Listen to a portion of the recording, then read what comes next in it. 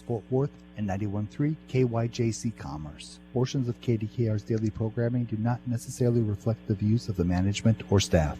Prudent Money with Bob Brooks is sponsored by the Prudent Money Foundation on 91.3. How to go about picking a bank. Today we're going to take a look. Stay tuned for Prudent Money.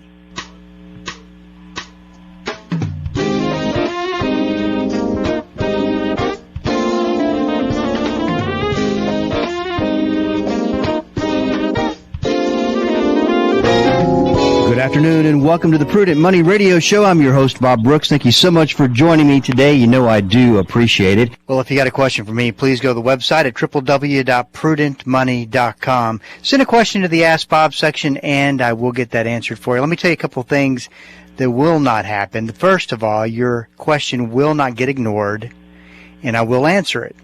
I think that sometimes people will feel like that, well, I don't want to be a bother. I don't want to take his time. Take my time. That's what I'm here for, is to help you and get you connected with resources or answers to questions, opinions, more likely, and help you with whatever you need help taking care of when it comes to stewardship and it comes to dealing with your money.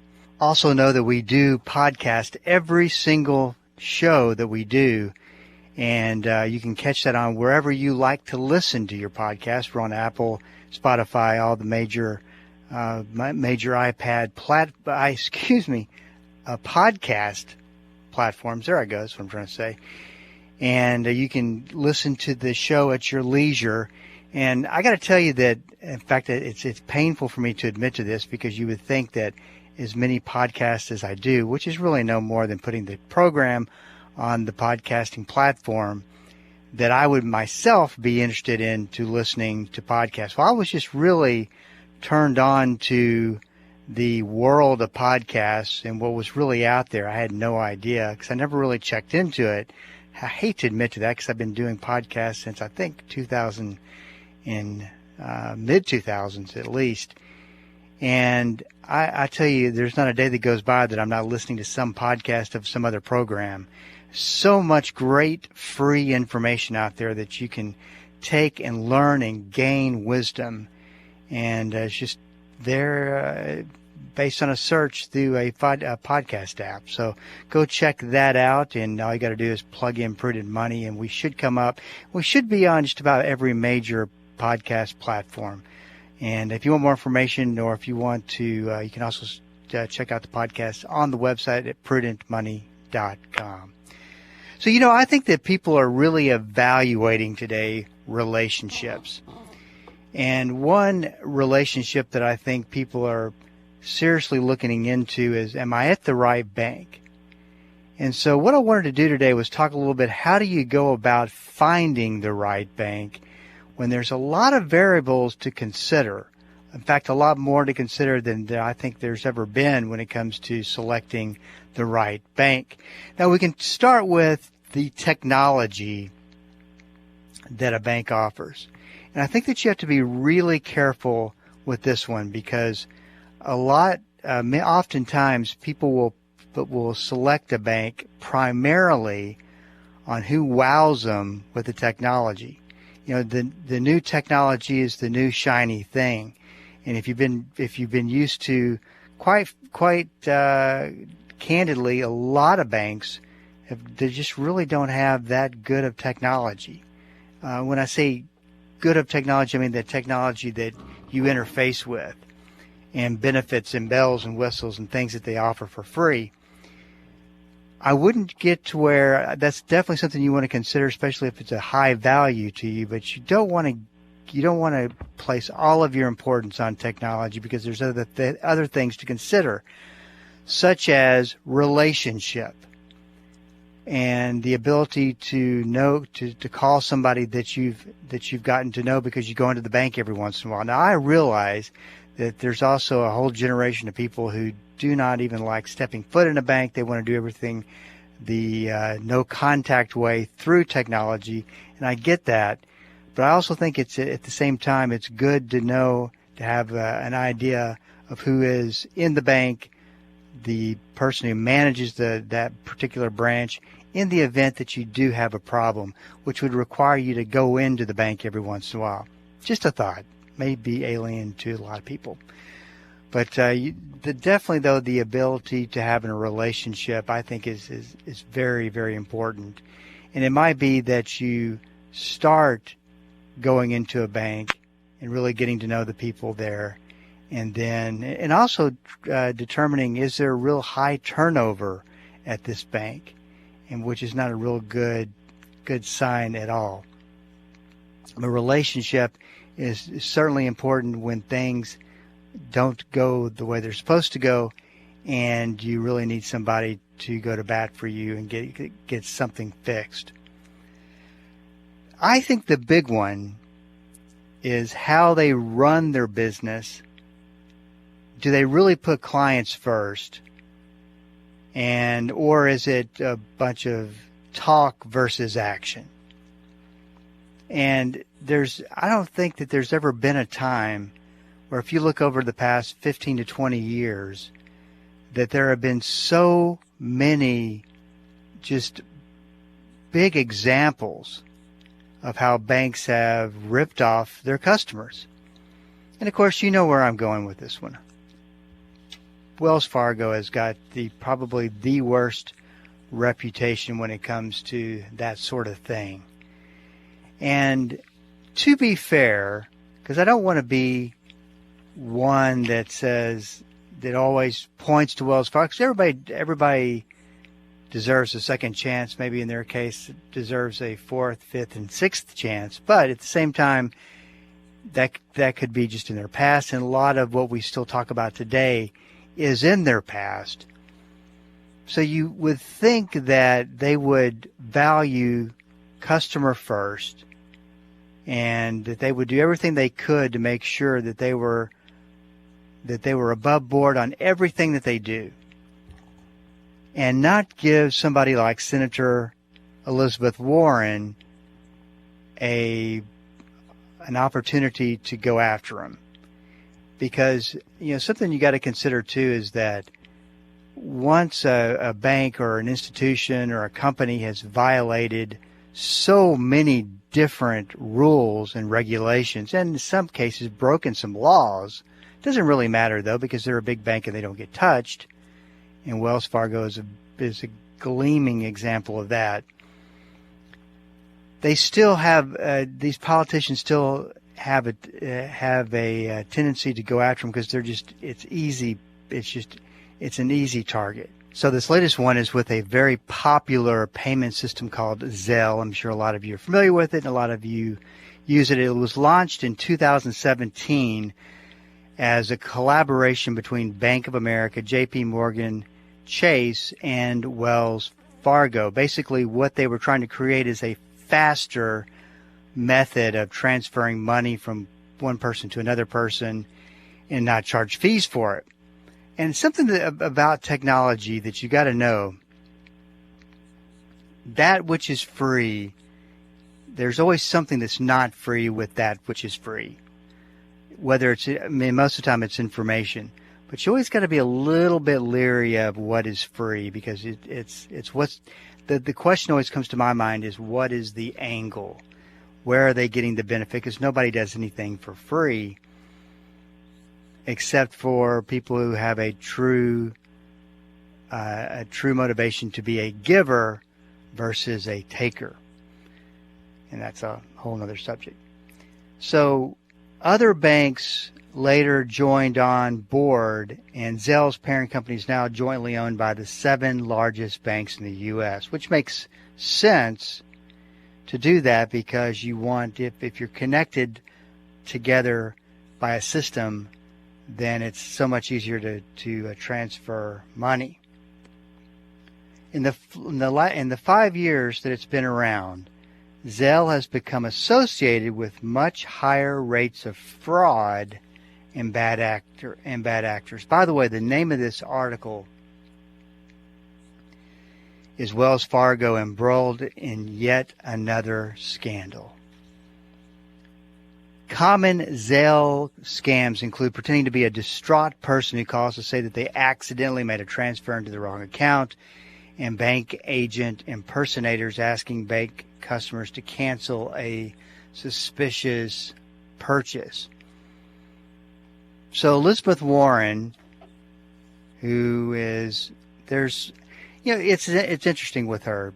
I think she does. I don't agree by any stretch with most of what she talks about politically that she believes in. I do admire her for championing the consumer, and she really does go after the big banks. And of course, I think, and you got to keep all this into perspective in defense, because it's one of those things where guilty until proven innocent, and not guilty because they're just guilty because they've been guilty so many times in the past. I think a lot of it is that Senator Warren just has it out for Wells Fargo, and she may have, not such a great past. The Wells Fargo has, in fact, a very despicable past that they have, and some of the things that they've done from the standpoint of scams and fraud. That, quite frankly, is amazing to me that nobody's gone to jail and that they're still in business. Of course, they're the third largest bank in the United States. So Senator Elizabeth Warren published a report describing rampant fraud and theft through this payment app, Zelle. According to data provided by 4 banks using Zelle, $90 million in customer money was taken by scams and fraud claims in 2020 alone, and on pace to go over $255 million in 2022. It's just unbelievable. And her report gets even more disturbing when it comes to Wells Fargo and their part in this particular situation, which we will save as we get close to the break and talk about on the other side. Hey, this is Bob Brooks. You got a question for me, please go to the website at www.prudentmoney.com. And if you'll just stick around, we're up against a break and we will be right back. The Word for Today is excited to announce the new official online home for the ministry of Pastor Chuck Smith and Kay Smith, pastorchuck.org. At pastorchuck.org, you'll have instant access to thousands of hours of verse-by-verse teaching by Pastor Chuck Smith from Genesis through Revelation, and full access to special messages on subjects such as prophecy and much, much more. Also at pastorchuck.org, a full library of great teachings by Kay Smith, and a section where you can read some of Pastor Chuck's books online, all free of charge. So visit the new official online home of the Word for Today and the ministry of Pastor Chuck and Kay Smith, pastorchuck.org. Jesus brought us a memorable sermon on happiness. It's a part of the Sermon on the Mount. And this week on A New Beginning, Pastor Greg Laurie helps us consider the Lord's prescription for being blessed. Tune in for strong encouragement from the Gospel of Matthew each day on A New Beginning.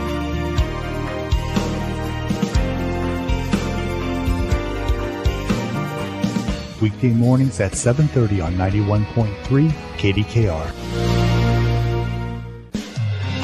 Dr. Charles Stanley. There's some things you and I will never understand till we get to glory. But he says, listen, I am to give thanks for everything because he is in absolute control of all things, and he's working all things together for our good. In Touch with Dr. Charles Stanley, helping you grow in Christ every day. Listen daily at 12:30 on Bible School Radio 91.3. Welcome back. This is Bob Brooks, and you are listening to the Prudent Money Radio Show. Thank you so much for joining me today. You know I do appreciate it. If you've got a question for me, please go to the website at www.prudentmoney.com. Send it in. I do answer all my questions that come in. I look forward to hearing what questions you have, what you're thinking about, your comments. That's always welcome at prudentmoney.com. We're talking about the payment app Zelle and the latest fraud and scam claims associated with this company and the banks that are associated with it that have put together this payment transfer system and starting back in 2017. They're looking at that Zelle is on pace to claim over 200 fraud claims, scams and fraud claims, on pace to go over $255 million in 2022. That is just unbelievable when you think about it.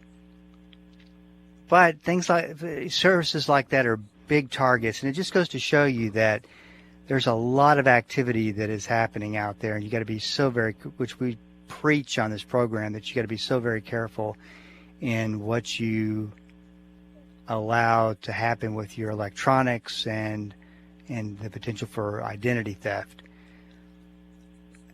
Senator Warren's report singled out Wells Fargo as a bank where Zelle fraud was particularly prevalent. The number of fraudulent transfers rose 2.5 times between 2019 and 2022. The senator further said that the bank attempted to mislead, that in quotes, by capping the data it provided in 2021. The report prompted a heated back and forth between Warren and Wells Fargo. A spokesperson for the bank called the analysis misleading and inaccurate, in quotes, while Warren published another letter calling the response dismissive, giving the, quote, extraordinarily high and rapidly increasing instances of fraud and scams affecting Wells Fargo customers, end quote. Quote, your customers who have in recent years endured dozens of examples of law-breaking and mistreatment by your bank deserve better. Now, here's what's interesting, and I've got to go back just really for curiosity's sake. I think I've written a piece on just about every fraud that Wells Fargo's gone through. And I'll have to write on this one too, I guess, just to keep consistent. I've lost count as to the number of times they've been fined, as the number of times they've been indicted on charges of various scams and misdealings against their customers. But what's interesting to me, and maybe it's just that we've just lost count, that there becomes so many that you just kind of pick and choose. Here's what this particular article shows, and they didn't even as bad as some of these things are, and as it points to a culture that's toxic, this is not even the worst of what they have been accused of. It says, currently the third largest bank in the U.S., Wells Fargo, has been embroiled in a number of scandals in the last decade. Back in 2013, the company paid $175 million to settle allegations that it offered higher rates and mortgage fees to black and Hispanic candidates. In 2020, the Department of Labor accused the firm of discriminating against black job applicants, and the bank agreed to pay approximately $8 million in back wages, while the CEO himself became the center of controversy after sending a memo, get this, saying Wells Fargo wants to ramp up diversity efforts but struggles to find qualified black candidates. But when it comes to Zelle, look at this. I think as horrible as these accusations are, and obviously if they're paying out fees, I always think there's some guilt there, that this isn't even the worst thing that they've done. They opened up thousands upon thousands of accounts and customers' names, which is identity theft, and used it to their advantage. And fraud is a light word for what they did right there. And they just got fined, and that was about it.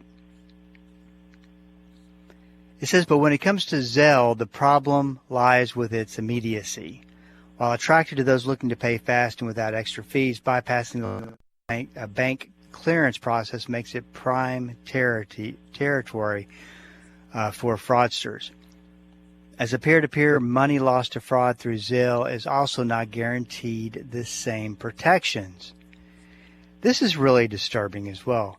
Warren's report claimed that those who reported unauthorized payments through Zelle in 2021 and the first half of 2022 received only 47% of the dollar amount back. Now, if you are in a situation where you've had money stolen from you through unauthorized use of a debit card or a credit card, well, let's stick with debit cards and banks. You have 60 days to submit a notice to the bank to get your money back. And although it's not like the same situation with the credit card, which is if you had an unauthorized use of your credit card, someone charged something on it, you can call immediately and have it removed. There is a little bit of investigation that I think goes on with the bank, but they still, if it's submitted prior to 60 days, you should get your money back. And they don't treat this, which is a banking transaction, a payment app, the same way. So I would be, I don't use Zelle myself, but if you use Zelle, I guess be careful. And but that, back to our original segment on finding the right bank. Am I saying don't go to Wells Fargo and don't use a bank that's constantly under scrutiny? I'm not saying that. I'm saying factor that into your decision making. You may have found one of the greatest Wells Fargo branches in the entire universe. Greatest people. I'm sure that they exist. They have their own different culture at that bank, and it works for you. Or you've been with Wells Fargo for decades and it's worked for you, then by all means, if it works for you, then use it. I'm just saying, if you're figuring that into your value system as a choice and a reason to choose a bank, then I would make sure that you factor in both sides of the story and the pros and cons of that type of situation. This is Bob Brooks, and you are listening to the Prudent Money Radio Show. Thank you so much for joining me today. You know I do appreciate it. As far as, and one of the reasons that I think people are looking at other banks and questioning their banks and that type of thing is that all the bank conspiracy theories, which parlays me into another topic that is important to talk about, and that is the predictions of doom and gloom. I got an email yesterday from someone who sent me a YouTube video on, we could just categorize it into a doom and gloom forecast. The nice thing about this one was they weren't pushing any subscriptions or anything. I mean, it was a legitimate documentary. And when you read something like that, or you hear something like that, or watch something like that, it really brings a fear sometimes, question marks about the future, and what are you doing to protect yourself against it? And there's no absence of videos, emails, YouTube segments, conspiracy theories that predict a worst-case scenario for our country when you consider really at the heart of that, all of the debt that is there. Here are some things to keep in mind. We have been here before. And all you have to do is think about the Great Depression, where so many people lost, farming was a huge industry then. So many lost their farms, their land to the stock market in the Great Depression, and which was a horrific situation where the Dow Jones Industrial Average lost 86% of its value in 3 years. You had bankruptcy, you had people losing everything that they owned, you had soup lines. What kind of future did that look like? But yet America came back. So you got to remember, and I talked a little bit about this the other day about the fourth turning in the book, The Fourth Turning, and I talked about it in my webinar quite a bit, is that there's been many times in the history of the United States where we've gotten to this point where it just looks very dismal, and we get to the other side, which is the first turning, which is a brand new start and a cleansing out of the detox. Nobody ever said it would be easy or painless or anything to that degree. But we've been there before, and we've gotten through it before, and we've turned a new cycle.